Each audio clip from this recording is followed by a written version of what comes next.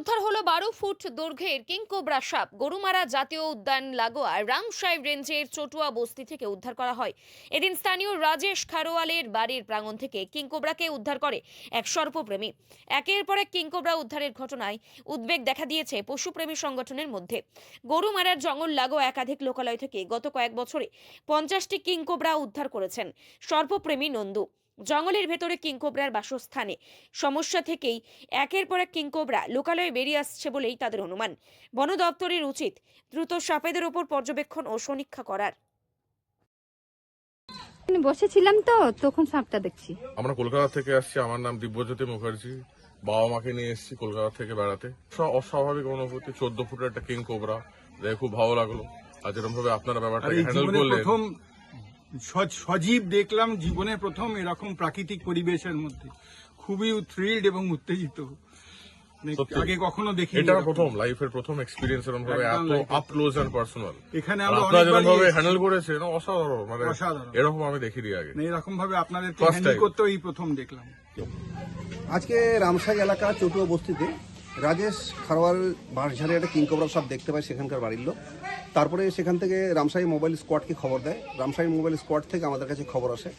আমরা টিম নিয়ে ঘটনাস্থলে যাই এবং 1 ঘন্টার চেষ্টায় সেই সাপটিকে উদ্ধার করি। অনুমানিক এটা 12 ফিটের মতো হবে কিংকোবরা, তবে সাপটি সুস্থ ছিল, তাই আজকে গরুমরা জঙ্গলে ছেড়ে দেওয়া হলো। গত 2014-তে প্রথম আমরা কিংকোবরা সাপ উদ্ধার করি লাটাগুড়ি PWB বাংলোতে। এ পর্যন্ত আমরা 50টি কিংকোবরা সাপ উদ্ধার করতে সক্ষম হয়েছি। এর জন্য রামসাই মোবাইল স্কোয়াড এবং বন দপ্তরের পূর্ণ সহযোগিতায় আমরা সুস্থভাবে এই সাপগুলোকে উদ্ধার করেছি।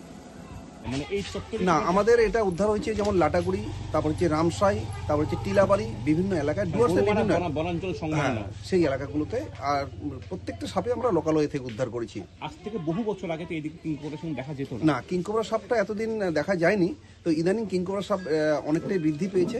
এর জন্য আমরা বন দপ্তরের সাথে এটা সার্ভে করার জন্য আমরা অনুরোধ করব যে এই কিংকোবরা সাপ লোকালয়ে কেন এত দেখা যাচ্ছে, এটার জন্য আমরা বন দপ্তরের কাছে আবেদন জানাবো যে এই সাপের উপরে যদি একটা সুমারি করা যেতে পারে, তাহলে আমরা সঠিক তথ্যটা আমরা পেয়ে যেতে পারি। প্রাথমিকভাবে কি মনে করছেন এত সংখ্যা বাড়ার কারণ কি? প্রাথমিকভাবে এটা মনে হচ্ছে অ্যাকচুয়ালি তো কিংকোবরা সাপ গভীরে থাকতে ভালোবাসে, তো জঙ্গলের কোনো না কোনোভাবে একটা ব্যাঘাত ঘটছে। সেই ব্যাঘাতটা কোথায় ঘটছে, কিভাবে ঘটছে, সেটাই পূর্ণ তদন্ত করা উচিত, সেটা বন দপ্তরে। আমাদের প্রাথমিকভাবে মনে হচ্ছে যে কিংকোবরার যে বাসস্থান, সেই বাসস্থানে কোনো রকম ব্যাঘাত ঘটছে। গত 2014-তে প্রথম আমরা কিংকোবরা সাপ উদ্ধার করি লাটাগুড়ি PWB বাংলোতে।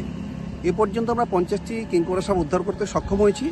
এর জন্য রামসাই মোবাইল স্কোয়াড এবং বন দপ্তরের পূর্ণ সহযোগিতায় আমরা সুস্থভাবে এই সাপগুলোকে উদ্ধার করেছি।